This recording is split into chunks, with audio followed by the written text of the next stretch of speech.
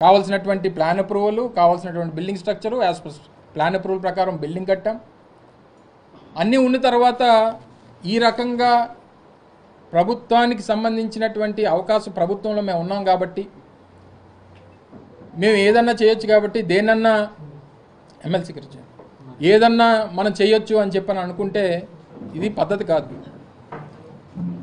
మీరు పాటించాల్సినటువంటి ప్రజాస్వామ్యంలో ఒక రాజకీయ పార్టీ అనేటువంటిది గతంలో అధికారంలో ఉన్నటువంటి రాజకీయ పార్టీ, 13 సంవత్సరాల చరిత్ర కలిగినటువంటి పార్టీ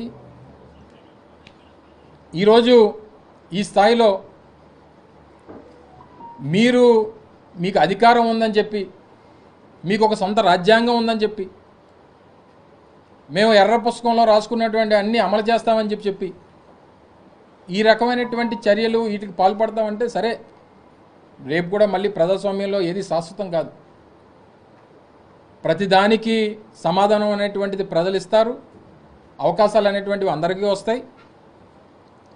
అవకాశం వచ్చినటువంటి దాన్ని ఏ రకంగా మీరు వినియోగిస్తున్నారు అనేటువంటిది ప్రజలు చూస్తూ ఉన్నారు. ఏదేమైనప్పటికీ ఇది వైఎస్ఆర్ కాంగ్రెస్ పార్టీ నాయకులు, కార్యకర్తలు, అభిమానులు అందరికీ సంబంధించినటువంటి ఒక దేవాలయం లాంటిది.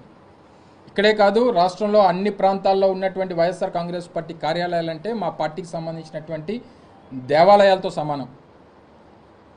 తప్పకుండా రానటువంటి కాలంలో చట్టపరంగా మేము పోరాటం చేస్తాం. మేము చట్టాన్ని ఎక్కడా కూడా మేము అధికారం ఉందని చెప్పి, వాస్తవంగా అయితే గతంలో 10-11 బిల్డింగులు తెలుగుదేశం పార్టీ హయాంలో నిర్మించారు. తీయమనంటే వాళ్ళకి దేనికి పర్మిషన్స్ ఉన్నాయో.